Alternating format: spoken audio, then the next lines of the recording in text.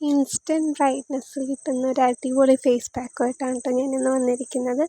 ഞാനിതിൽ ചേർത്തിരിക്കുന്നത് നമ്മുടെ റൈസ് പൗഡർ, കോഫി പൗഡർ, പിന്നെ കസ്തൂരി മഞ്ഞൾ, പിന്നെ നമ്മുടെ മെയിൻ ഇൻഗ്രീഡിയൻറ്റ് കഞ്ഞിവെള്ളം ഇല്ലേ, അതാണ്. പിന്നെ കുറച്ച് പാലും. ഇത്രയാണ് ഞാനിതിൽ ആഡ് ചെയ്തേക്കുന്നത്.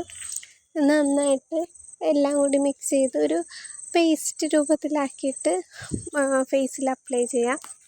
റൈസ് പൗഡർ ഉപയോഗിച്ചിട്ട് ആദ്യമായിട്ടാണ് കേട്ടോ എൻ്റെ ഫേസ് ഇത്ര സോഫ്റ്റ് ആകുന്നത്.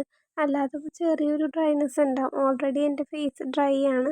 അപ്പോൾ എനിക്കിത് ഉപയോഗിച്ചപ്പോൾ കുറച്ച് സോഫ്റ്റായിട്ട് തോന്നി. ഇത് ഉപയോഗിച്ചിട്ട് നന്നായിട്ട് മസാജ് ചെയ്ത് കൊടുക്കാം കേട്ടോ. ഒരു 10 to 15 മിനിറ്റ്സ് വെച്ചാൽ മതി. അപ്പോൾ തന്നെ അത് ഉണങ്ങി കിട്ടിക്കോളും.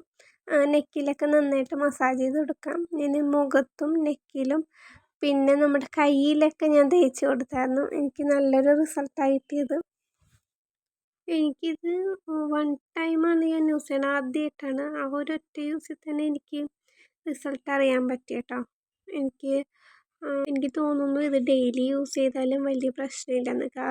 സാധാരണ ഈ അരിപ്പൊടി ഉപയോഗിച്ച് ഡെയിലി യൂസ് ചെയ്യാത്തതാണ് നല്ലതെന്ന് തോന്നിയിട്ടുണ്ട്. പക്ഷേ ഇതെനിക്ക് കുറച്ച് ഹെൽപ്ഫുള്ളായിട്ട് തോന്നി എൻ്റെ സ്കിന്നിനും, ഡ്രൈ ആയതുകൊണ്ട്. അപ്പോൾ ഡ്രൈ സ്കിന്നുകാർ എന്തായാലും ഇത് യൂസ് ചെയ്ത് നോക്കുക.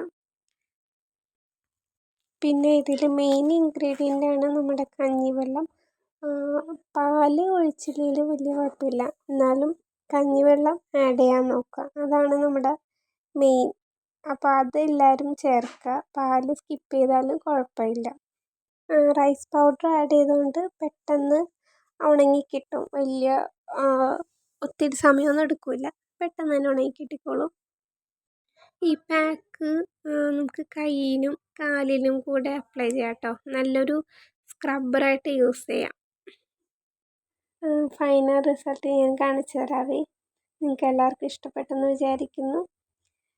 അപ്പം അത്രയേ ഉള്ളൂ. ഇതാക്കാം കേട്ടോ. Thank you so much.